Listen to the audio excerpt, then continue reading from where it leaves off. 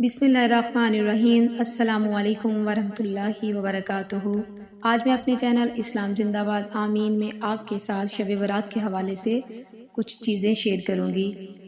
شب برات کیا ہے؟ محترم ناظرین، ماہ شعبان المعظم میں ایک رات آتی ہے جو بڑی فضیلت اور بزرگی والی رات ہے۔ تبھی حضرت عطار بن یسار رحمۃ اللہ علیہ فرماتے ہیں کہ لیلۃ القدر کے بعد شعبان کی 15ویں شب سے زیادہ کوئی رات افضل نہیں ہے۔ اس رات کے کئی نام ہیں۔ لیلۃ المبارکہ یعنی برکتوں والی رات، یعنی اللہ تعالیٰ کی رحمت خاصہ کے نزول کی رات، دوزخ سے چھٹکارا ملنے اور بری ہونے کی رات۔ اس رات میں رحمت خداوندی کے طفیل بے شمار انسان دوزخ سے نجات پاتے ہیں، اس لیے اس رات کو شب برات کہتے ہیں۔ یہ شعبان کی 15ویں شب ہوتی ہے۔ احادیث مبارکہ میں اس شب کی بڑی فضیلت اور خصوصیات ذکر کی گئی ہیں۔ محترم ناظرین، ہم احادیث کی کتابوں میں یہ عام طور پر پڑھتے اور سنتے رہتے ہیں کہ اللہ تعالیٰ عام راتوں میں رات کے تہائی حصے میں آسمان دنیا پر تشریف فرماتے ہیں اور ندا آتی ہے کوئی جو مجھ سے مغفرت طلب کرے، ہے کوئی مجھ سے رزق طلب کرے، ہے کوئی مصیبت زد جس کی مصیبت کو دور کروں۔ لیکن شب برات میں بالکل اس کے مختلف ہے کہ شب برات میں اللہ تعالیٰ غروب آفتاب سے لے کر یعنی مغرب کے بعد سے لے کر صبح صادق تک آسمان دنیا پر نزول فرماتے ہیں اور اپنی مخلوق پر نظر رحمت فرماتے ہوئے بے شمار انسانوں کی مغفرت فرما دیتے ہیں۔ سبحان اللہ۔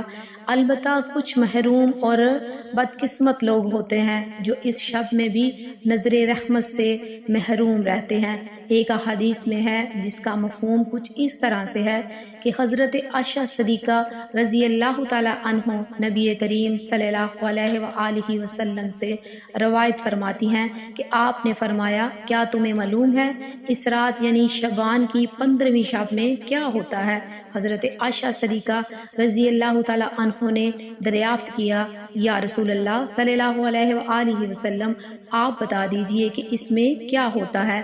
آپ صلی اللہ علیہ وآلہ وسلم نے فرمایا، اس شب میں یہ ہوتا ہے کہ اس سال میں جتنے بھی پیدا ہونے والے ہیں وہ سب لکھ دیے جاتے ہیں، اور جتنے اس سال مرنے والے ہوتے ہیں وہ سب بھی اس رات میں لکھ دیے جاتے ہیں، اور اس رات میں سب بندوں کے اعمال سارا سال کے اٹھائے جاتے ہیں، اور اسی رات میں لوگوں کی مقررہ روزی اترتی ہے۔ حضرت عطار بن یسار رحمۃ اللہ علیہ فرماتے ہیں کہ جب شعبان کی 15ویں شب ہوتی ہے تو اللہ تعالیٰ کی طرف سے ایک فراست ملک الموت کو دی جاتی ہے اور حکم دیا جاتا ہے کہ جن لوگوں کا نام اس فراست میں درج ہے ان کی روحوں کو قبض کرنا ہے۔ کوئی بندہ تو باغوں کے درخت لگا رہا ہوتا ہے، کوئی شادی کر رہا ہوتا ہے، کوئی تعمیر میں مصروف ہوتا ہے، حالانکہ اس کا نام مردوں کی فراست میں لکھ دیا جا چکا ہوتا ہے۔ حضرت عثمان بن محمد رحمۃ اللہ علیہ فرماتے ہیں کہ رسول اللہ صلی اللہ علیہ وآلہ وسلم نے فرمایا کہ عمریں ایک شعبان سے دوسرے شعبان تک طے کی جاتی ہیں، یہاں تک کہ انسان شادی بیاہ کرتا ہے، اس کے بچے پیدا ہوتے ہیں، حالانکہ اس کا نام مردوں کی لسٹ میں داخل ہو چکا ہوتا ہے۔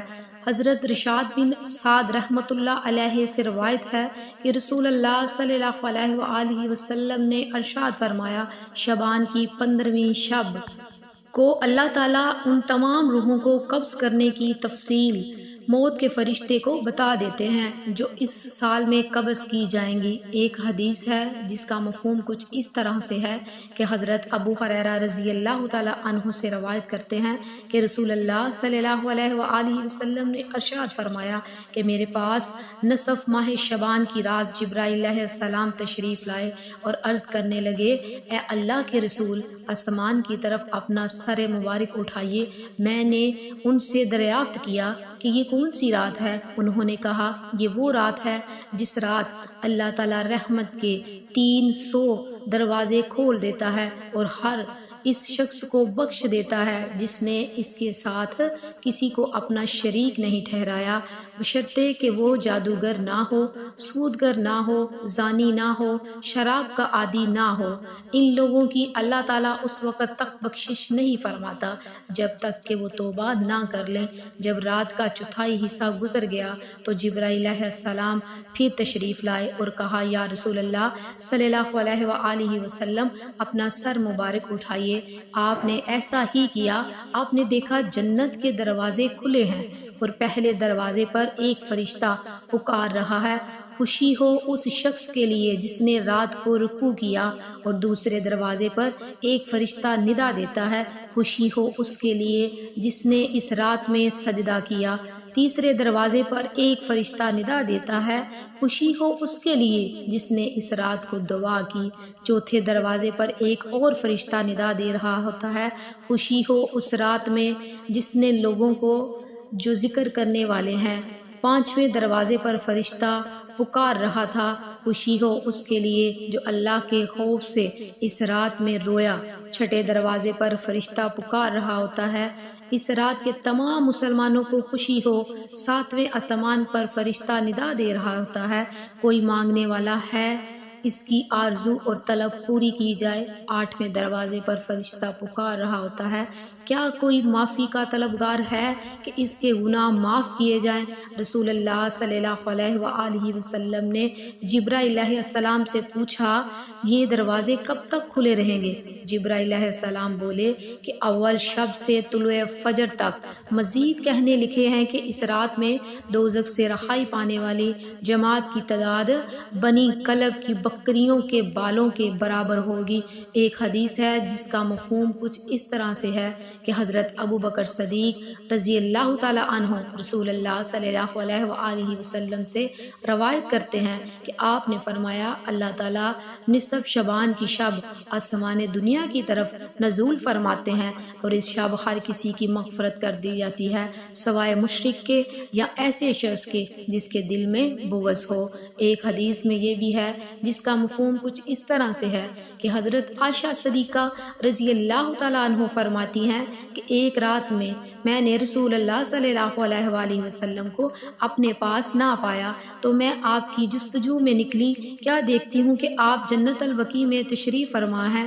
آپ نے فرمایا، اے عائشہ، کیا تمہیں یہ اندیشہ ہے کہ خدا کے رسول صلی اللہ علیہ وسلم تم پر زیادتی کر سکتے ہیں؟ آپ نے عرض کیا، یا رسول اللہ صلی اللہ علیہ وآلہ وسلم، مجھے یہ خیال ہوا کہ شاید آپ کسی دوسری اہلیہ کے پاس تشریف لے گئے ہیں۔ آپ نے فرمایا، بلا شبہ اللہ تبارک و تعالیٰ شعبان کی 15ویں شب آسمان و دنیا کی طرف نزول فرماتے ہیں، بنو کلب کی بکریوں کے بالوں کے برابر لوگوں کی مغفرت فرما دیتے ہیں۔ حضرت ابو موسیٰ اشعری رضی اللہ تعالیٰ عنہ رسول اللہ صلی اللہ علیہ وآلہ وسلم سے روایت فرماتے ہیں کہ آپ نے فرمایا، اللہ تعالیٰ شعبان کی 15ویں شب رات نظر رحمت فرما کر تمام مخلوق کی مغفرت فرما دیتے ہیں سوائے مشرک اور کینہ کرنے والوں کے۔ ایک حدیث ہے جس کا مفہوم کچھ اس طرح سے ہے کہ حضرت علی رضی اللہ تعالیٰ عنہ فرماتے ہیں کہ رسول اللہ صلی اللہ علیہ وآلہ وسلم نے فرمایا، جب شعبان کی 15ویں شب آئے تو رات کو نماز پڑھو اور اگلے دن روزہ رکھو، کیونکہ غروب آفتاب سے لے کر طلوع صبح تک اللہ تعالیٰ آسمان و دنیا پر رہتے ہیں اور فرماتے ہیں، ہے کوئی مجھ سے بخشش مانگنے والا کہ میں اس کو بخش دوں، ہے کوئی رزق مانگنے والا کہ میں اس کو بے شمار رزق اور دولت عطا فرماؤں، ہے کوئی مصیبت زد کہ میں جس کی مصیبت کو دور کر سکوں۔ سامعین، امید کرتی ہوں کہ آج کی اس چھوٹی سی کاوش آپ کو پسند آئے گی۔ اسے لائک ضرور کیجیے گا، چینل پر اگر نئے ہیں تو چینل کو سبسکرائب کر لیں۔ جزاک اللہ خیرہ، اور اپنی دعاؤں میں یاد رکھیے گا اللہ تعالی ہم سب پر اپنا خاص کرم اور فضل عطا فرمائے اور رب تعالی ہم سب کی مغفرت کرے۔ آمین ثم آمین۔